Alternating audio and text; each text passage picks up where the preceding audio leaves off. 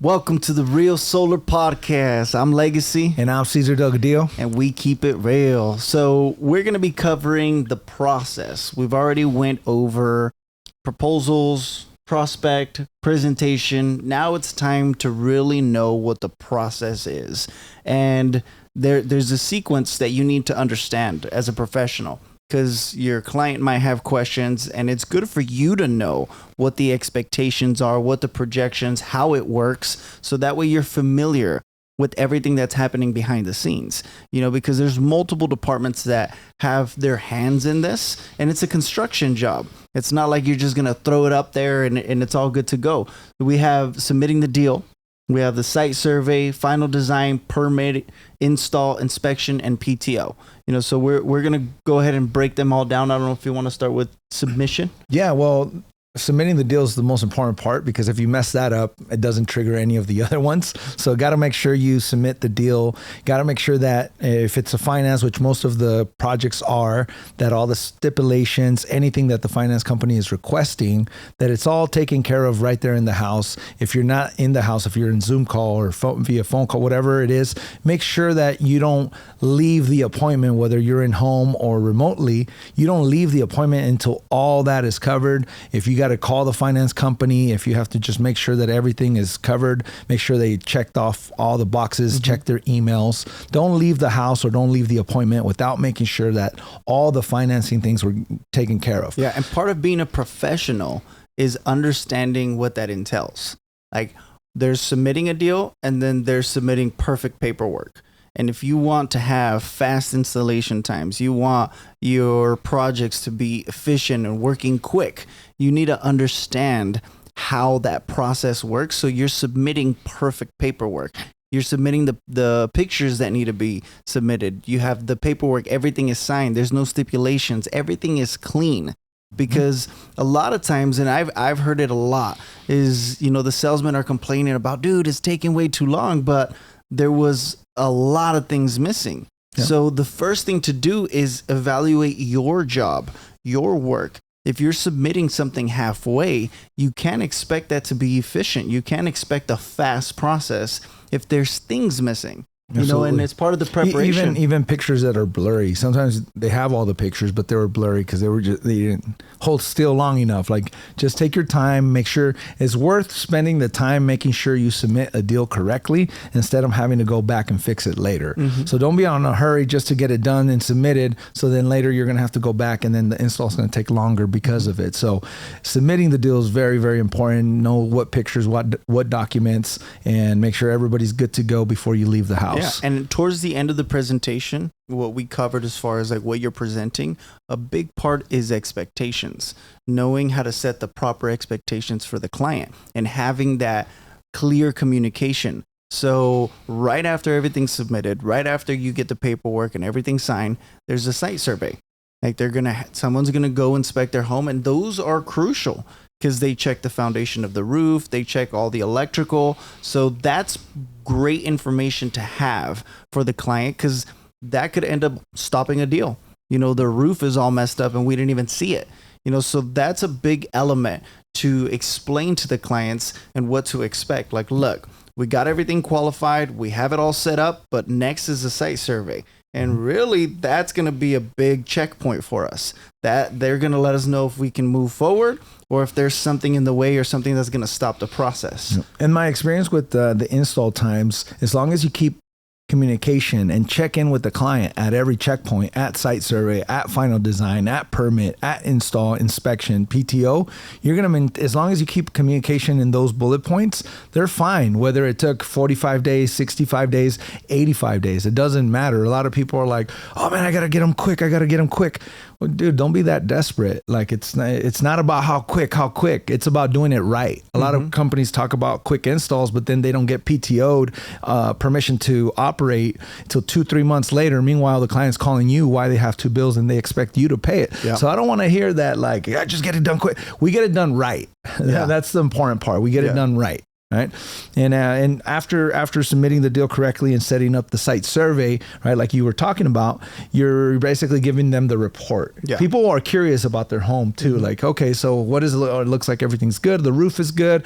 We are going to give you an update, like our upgraded main panel, like we talked about. We're going to do an MPU or whatever the case might be, right? And so they like hearing that report back from the site survey. If they don't hear from you, they just think that no one's working on their deal, right? Yeah. So after site survey, well, then we have the final design. And so that I always like to, once I see the final design, I like to take a screenshot, send it over to my client and say, hey, this is what the final design looks like. This is the actual official blueprint that we're going to submit to the city or to the county before we come out and install. Just wanted you to have that. I don't say, is it okay? Are we good to move forward? I say, I just wanted you to have that, right? Mm-hmm. And 9 times out of 10, I get a thumbs up, which is good. I know it's a solid install before we turn in everything to permitting. And on top of that, it gives me that last chance of them telling me, no, you know what? I don't like where that panel's at. My wife's not going to like the fact that you're going to be able to see it from this side of the house or whatever. Can we remove those? So at that point, we still have time to make changes versus them wanting to make that change during install date. Yeah. There's nothing worse than somebody walking out, say, no, I told them I didn't want them right there, man. Put it over there. Yeah. And it's like, they can't just put it over there because the way the blueprint is right here. So we're going to have to stop what we're doing, work backwards, resubmit, and it's a nightmare to do that. So that's why during all these steps, it's important that you communicate with your client so that you're building that rapport, you're engaging with them, you're getting the communication across, and you know that they gave you the thumbs up. They can't come out on install date and say, hey, can you move it over there? It's like, dude, I sent you a few weeks back, I sent you the final design and you gave me a thumbs up. Yeah. It is what it is, bro. Yeah. You know? So that's why it's very important that you don't just sell the deal and then like, let me know when to install. Like so many people treat their business like that. It's like, you can tell the rookies from the veterans, the real pros. Yeah. The rookies will send something and be like, how quickly can you get it? How quickly? And meanwhile, they're not even keeping good communication with their client. Right. It's like, dude, it's you got to take that opportunity to build that rapport with them. Yeah. And having the process is a great way for you to maintain a structure.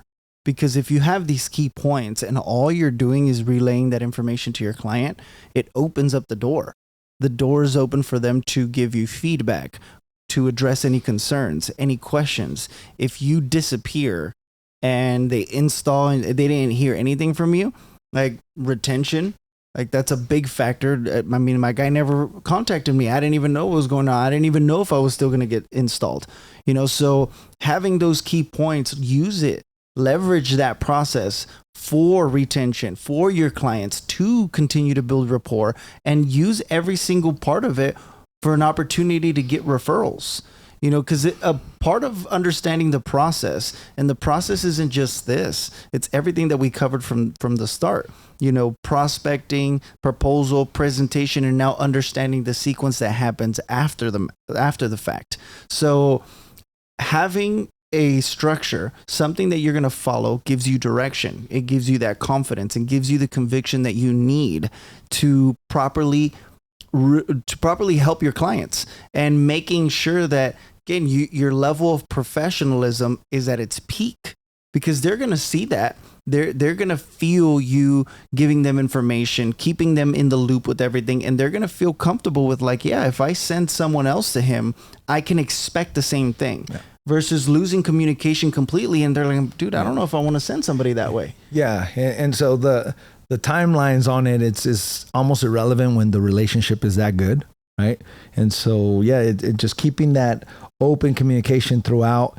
And after we get the final design, we submit into permitting, and you keep them aware of that. Hey, our project now, it's already in permitting. We already sent it to the city. We're just waiting on them. Yeah. Now they're anxiously anticipating their project to come about, knowing that you're moving the needle forward, right? And then after the permitting process, right, once you get that back and you get an install date, you want to make sure you go out to your installs. Yeah. You want to make sure you go take care of the install team, you know, whether it's Gatorades, burritos, whatever you want to take.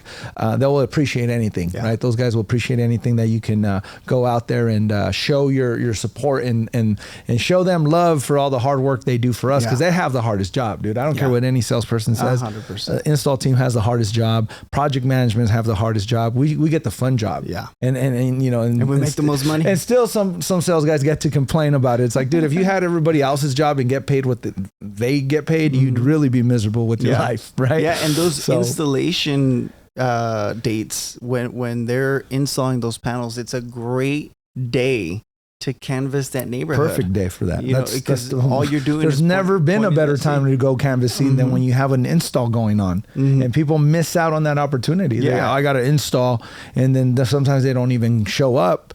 And dude, you not only should you show up, you should have a crew knocking doors. You should be doing social media posts. You should be making a big buzz in the neighborhood because you have an install happening. The best time to get a sale is during an install. Go sell the neighbor while your other client's getting installed. Yeah, and touching a little bit more on the crew itself, building a solid relationship with the crew.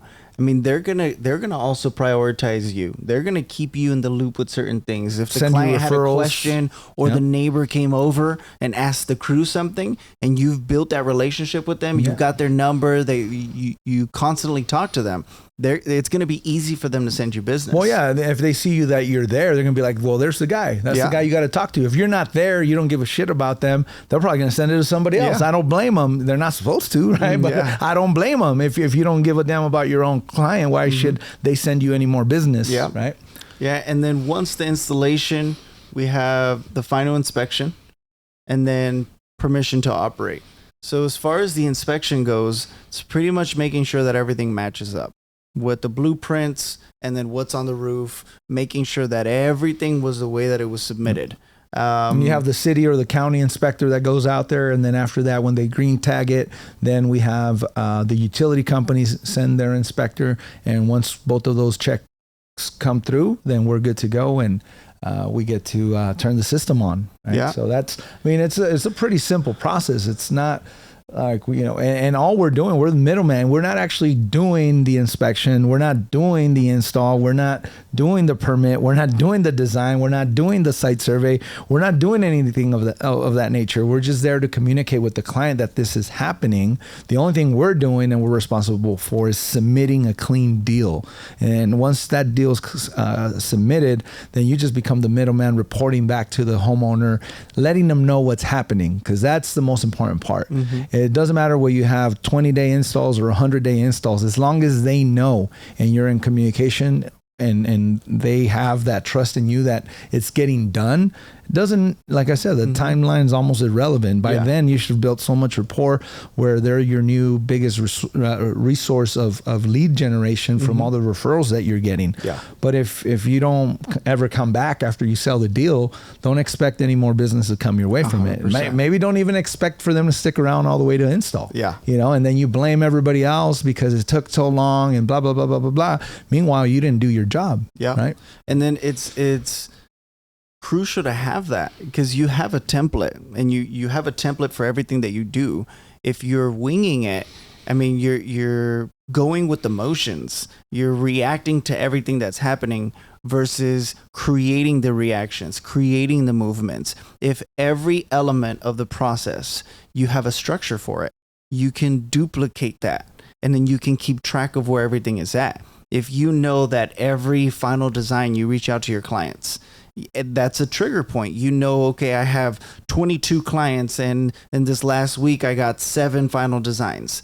And now I know, like, okay, 7 of them are already at this point. I can measure what's going on. I'm keeping track. I'm not getting caught up on when am I going to get paid? Because I'm focused on compounding my efforts. I'm focused on duplicating this structure over and over and over again and executing everything with excellence and making sure that my clients are happy.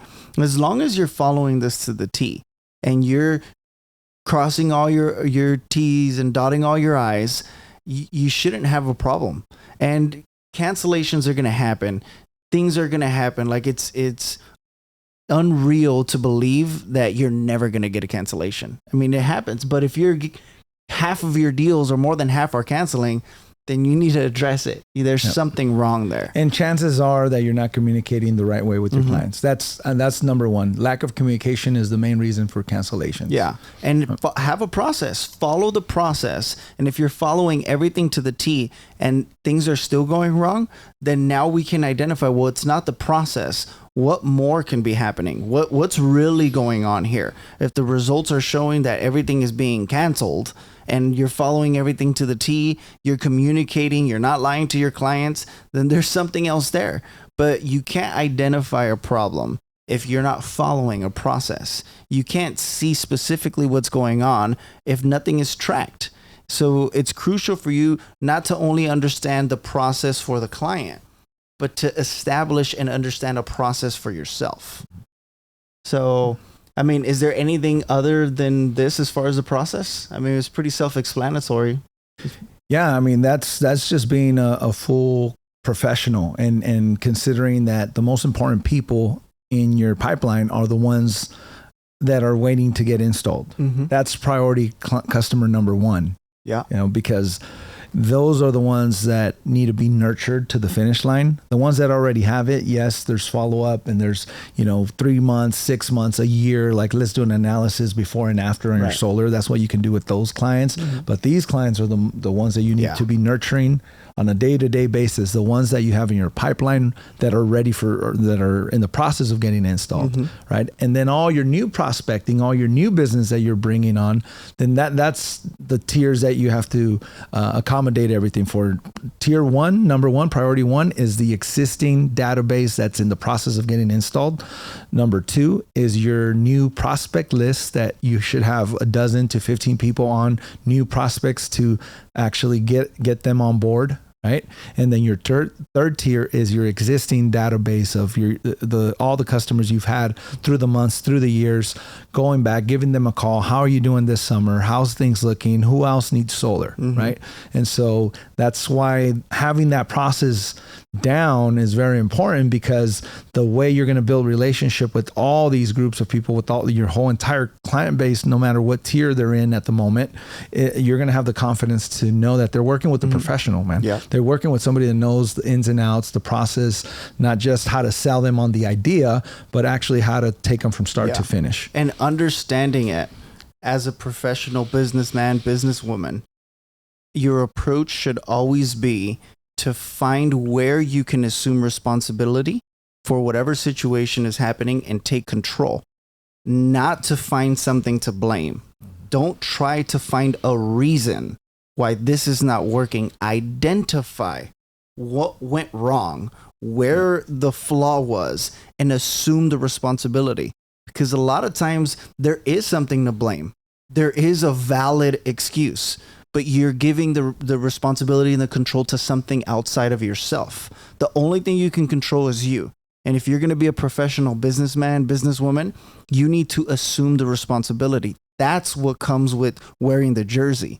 That's what comes with saying that you are a professional, assuming the full responsibility of taking control of every situation that's happening and not looking for something to blame. So, well, there you have it. Said. Yeah. So I'm Legacy. And I'm Cesar Duggadillo. And we keep it real.